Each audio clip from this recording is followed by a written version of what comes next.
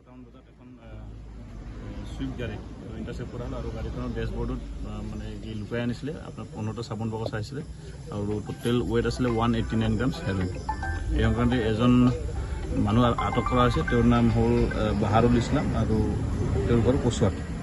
Total হেৰইনৰ weight আছিলে 184.29 grams. Value কিমান হ'ব?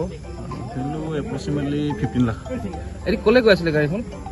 গাড়ীখনটো এইটো চাইডে গৈ আছিলে, মাঞ্জা চাইডে। বাকী আমি ফাৰ্ডাৰ ইণ্টাৰভিউশ্যন কৰাই আছোঁ। জনামতে কোনোবা এজন পলাইছে বুলি কৈছে, সেইটো সংক্ৰান্তে আমি ইণ্টাৰভিউশ্যন কৰি আছোঁ। কৈছে কিন্তু ভালকৈ ভেৰিফাই কৰিব তেখেত লগতে আছিলে নেকি? থাকা বুলি কৈছিলে, কিন্তু বাকী আমি ইণ্টাৰভিউশ্যন কৰি আছোঁ।